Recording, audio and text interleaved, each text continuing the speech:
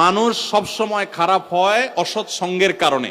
এই জন্য বাংলা যে কথা আছে, সৎসঙ্গে স্বর্গে বাস, অসৎ সঙ্গে সর্বনাশ, এটা কোরআন হাদিসেরই কথা, এই কথা সঠিক কথা। এই জন্য ভাইরা আমার, আপনি জীবনে যেই বন্ধু দেখবেন আপনাকে খারাপ কাজের কথা বলে, আরে কি হবে চল সিনেমা দেখে আসে, আরে বাদ দে তোর এই সমস্ত, এরকম কিছু বন্ধু আছে না? সাথে সাথে ওই বন্ধুকে 3 তালাক দিবেন। কয় তালাক? আবার বউরে তালাক দিবেন না, খবরদার। ওই বন্ধুকে আপনি ছেড়ে তার কাছ থেকে দূরে চলে যাবেন, কারণ এটা জিন শয়তান না, মানুষ শয়তান, এটা মানুষরূপী শয়তান।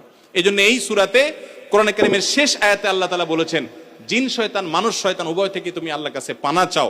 আল্লাহর কাছে আমরা সেটা পানা চাইবো। তাহলে সূরা ফালাকের মধ্যে দেখেছি যত প্রকার ক্ষয়ক্ষতি আছে সেগুলো থেকে আমরা পানা চেয়েছি, বিশেষ করে অদৃশ্য ক্ষয়ক্ষতি।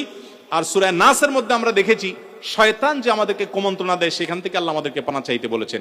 গোটা কোরআনের 30 পারা মধ্যে সবগুলো সূরার মধ্যে একেবারে শেষের সূরার শেষের অংশে এসে আল্লাহ তাআলা একদম কোরআনকে ফিনিশ করছেন কি দিয়ে দেখেন, শয়তান থেকে পানা চাওয়া নিয়ে। এই শয়তান সম্পর্কে আমাদের কোনো ধারণাই নেই। শয়তান সম্পর্কে একদিন 1 ঘন্টা আলোচনা করতে হবে।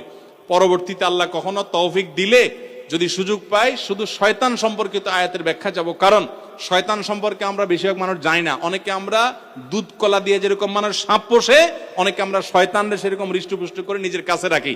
আপনার অনেক খারাপ বন্ধু আছে, তারপর আপনি তারে বন্ধু বানায় রাখছেন, তার মানে মানুষ শয়তানকে আপনি দুধ কলা দিয়ে পুষতেছেন।